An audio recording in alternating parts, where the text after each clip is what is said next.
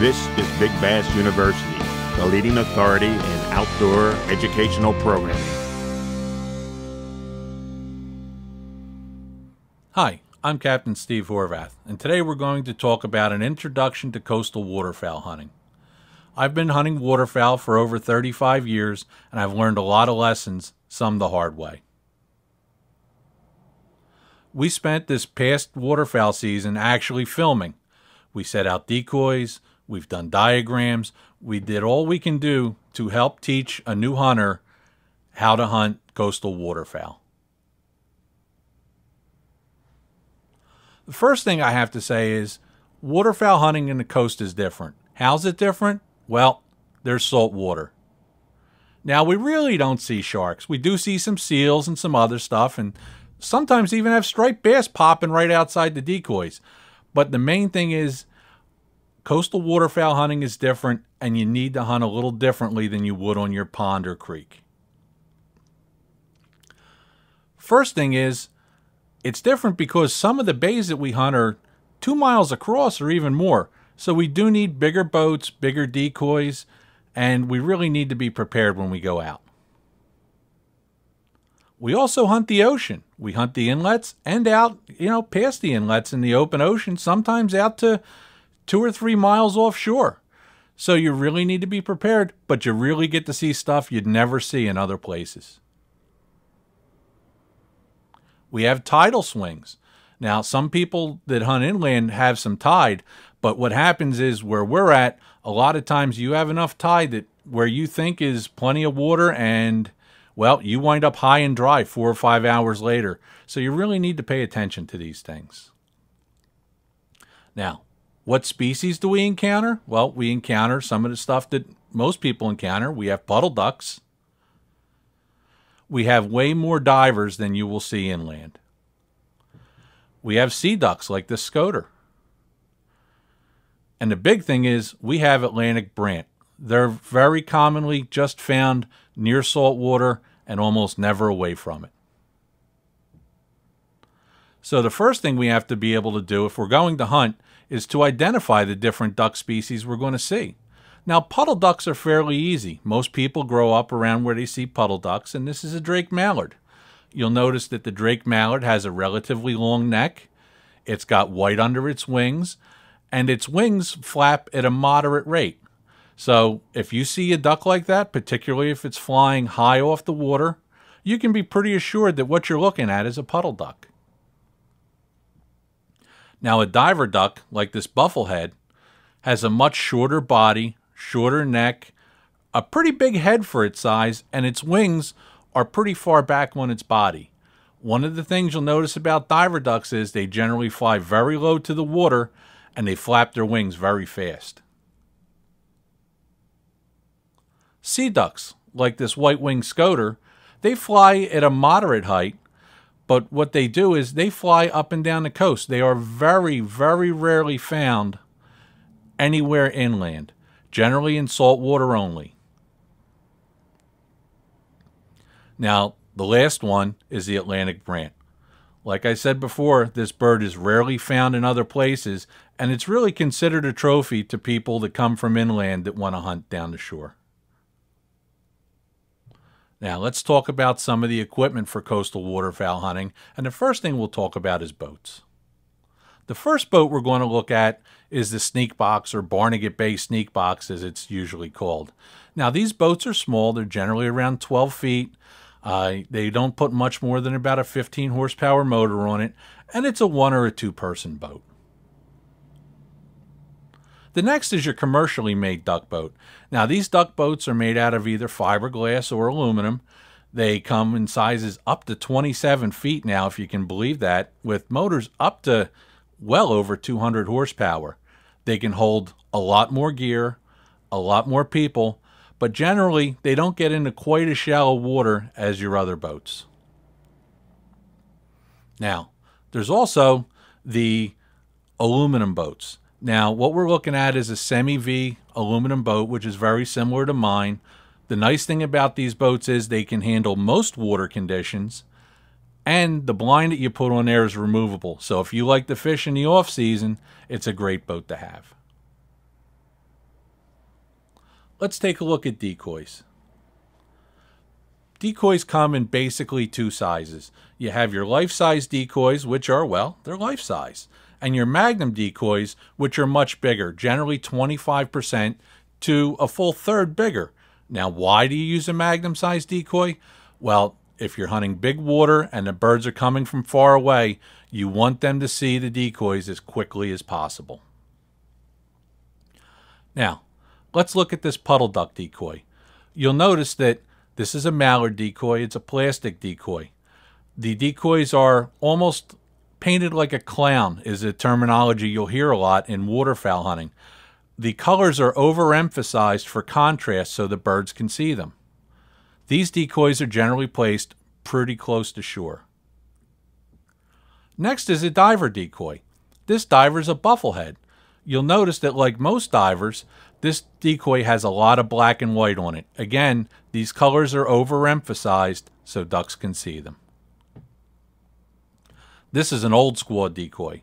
Old squaw is a type of sea duck, and just like the other decoys, colors are overemphasized, but also much more magnum decoys are used for these sea ducks. Now here's a sea duck decoy, and you're going to take a look at this sea duck decoy and say, boy, it looks like an 8-year-old painted it. Well, in truth, an 8-year-old did paint it. It was an old mallard decoy, and sea ducks are not the brightest ducks out there. So a lot of times you can take some old decoys, paint them up, and have decoys that sea ducks will come into. This next decoy is a bluebill, or broadbill as they call them down the shore in a lot of places. Again, it's a diver decoy, and you'll notice that the green on the head is overemphasized, the white on the body is overemphasized. Next is our goose decoy. This decoy is great because it can be seen from a long ways away. A lot of times, even ducks will just see the big white patch on the goose or the white on the rump and come in close. Now, the reason for all these different decoys we're talking about is because I like to hunt for multiple species of birds at one time. Now, when we're hunting multiple species, what we're going to do is we're going to place our puddle ducks close to the shoreline. Then we'll take some more puddle ducks and put them on the other side of the boat. Next, we'll take a pair of puddle ducks and put them out farther. We'll take some goose decoys, put them even closer to the shoreline. Now, the reason for this is because a lot of times ducks will not fly over goose decoys as they approach. The other reason is because geese sometimes land very short of the decoys. Next, we're going to put some diver decoys. You'll notice they're still upwind past the boat. Now, what this does is it keeps the birds in front of the boat. Next, we'll take a long line of decoys. Now, diver ducks will follow these long line decoys into that open spot in front of the boat. And that open spot is our kill zone. That's where we expect to shoot at the birds. Let's talk a little bit about equipment. The first big thing that we need is waders. The water's much too cold to go out and walk around. Now, these waders are neoprene and they're insulated. What you want is exactly this, neoprene insulated waders. The other thing you're going to want to have is you're going to be walking around in the water, so you're going to need a waterproof wader jacket. Now, if you'll notice, this is not a parka length. This is a jacket length. What that does is that keeps your coat out of the water while you're wading around. Otherwise, it's going to soak up water. The next thing we have to talk about is guns and ammo. In 1991, U.S. Fish and Wildlife Service, well, what they did was they banned lead shot. So now you're stuck with steel shot or a steel shot substitute. One of the most common sizes of steel shot is the size number 2. Size number 2 is used for ducks of mallard size and smaller, and it's quite a good shot. Size number 1 we use for birds larger than a mallard, or when a mallard is the smallest bird we're going to shoot. Finally, the size BB is the size shot that we're going to use for sea ducks and hunting geese. let's talk a little bit about safety. It's cold and it's wet, and the first thing we have to do is we have to be safe while we're wading. Now, if you notice in this picture, I'm wading in, well, it's wide open there. It's 2 miles across. But I've already been to the spot. I know that it's a sand bottom. I know that I can walk out 80 yards in this spot from where I put my boat. As you can see, I'm way offshore and I'm waist deep. In a lot of other areas, you'd be way over your head. Now, you have to remember that when you're putting out your decoys in the morning, you're wading out there in complete darkness. So all this is done in the dark, so you really need to be careful and you need to know where you're wading before you wade. Let's talk about the tides. As you can see here, there's plenty of water. Every 6 hours, the tide changes, which means you may show up and it may look like this. The tide's partially out. Hey, everything's still okay. A few hours later, now you have this. You may be waiting another 6 or 8 hours to get out of there.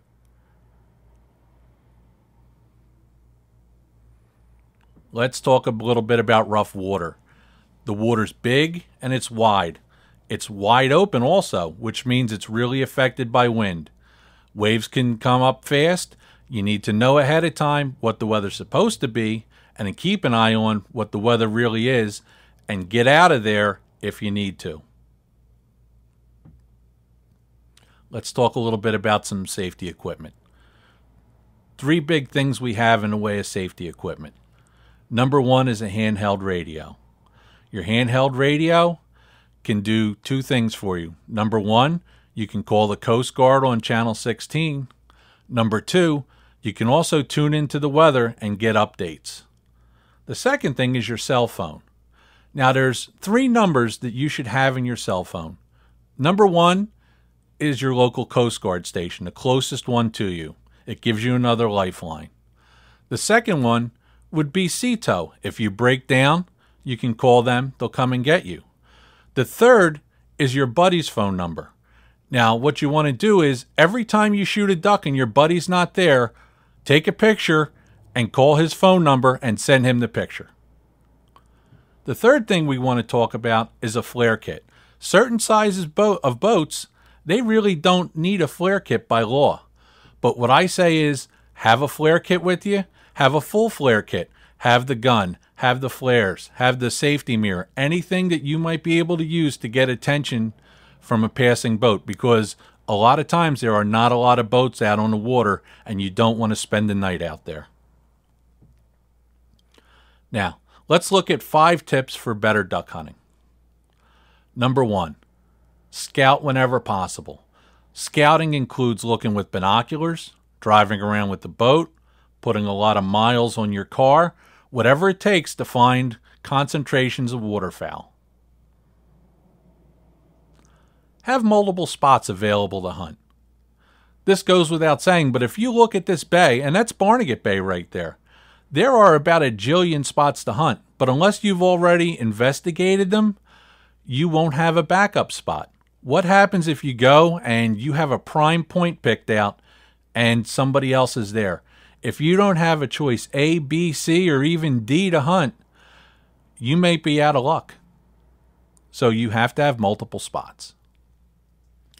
Know the tendencies and the habits of the different duck species. Now, what does that mean? Let's take a look at 2 ducks that don't look that much different, but live in definitely different habitats. The ducks on the left are mallards. They're puddle ducks. They generally are on smaller bodies of water. The ducks on the right are diver ducks. They're canvasbacks. They're generally found in open water. It would make no sense to have a duck boat full of canvasback decoys if you're setting up on a puddle where mallards would show up.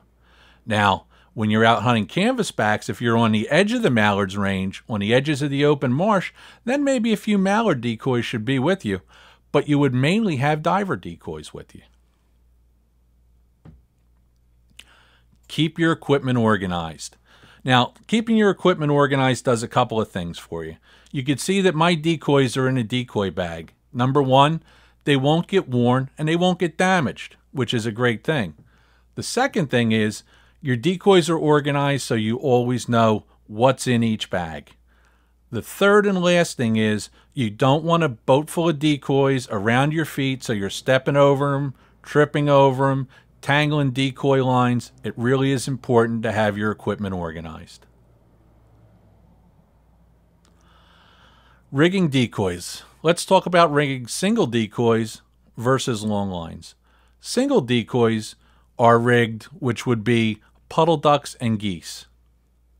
Now, these decoys need to be put out pretty random. As you can see, there are some pairs next to each other. There are decoys that are facing in different directions. It looks like birds that you would naturally see along the shoreline. A long line of decoys is generally used for diver ducks or sea ducks. As you can see from this long line, the ducks are, well, they're in a line.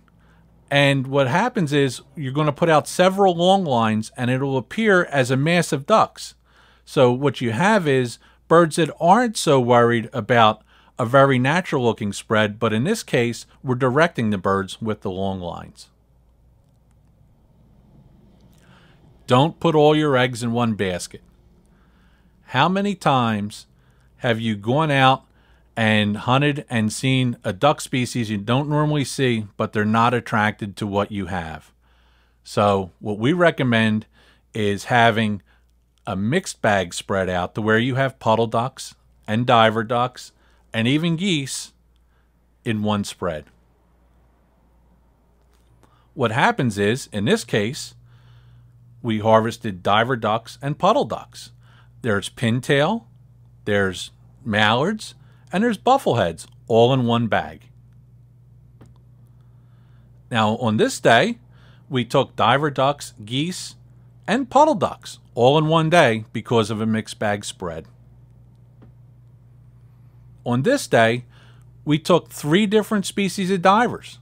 We got bluebills, we shot a bufflehead, and a canvasback, because not only were we diver hunting, but we had different species of diver decoys out, which attracted all of those birds. Now let's talk about something that I call the crosswind advantage. Duck hunters are told from the time that they're in diapers that you always want the wind at your back. Now the wind at your back is good, but what happens is when a duck approaches the decoys, with your wind at your back, you notice that duck is looking forward. What that duck is going to see is going to be your decoys, but the closer he gets, the more he's going to be looking at your boat and any movement in the boat. Now, by simply moving the boat off to the side of the decoy spread, with that same wind, you create a crosswind. Now, as this duck gets closer, he's going to come in, and he's not going to be looking at the boat. He's going to be looking at the area that he wants to land. There is an old adage that a hunter wants the wind blowing from them to the ducks. If the ducks are approaching the blind head on, they're looking directly at the blind and any movement the hunters make. As we look at what fowl would see as they approach the decoys from a crossing angle, notice that the blind and any movement of the hunters can only be detected from the edge of their vision. As the birds get closer to the decoys, they actually see less of the blind. By using this approach, hunters will get more chances to harvest ducks and geese at closer ranges.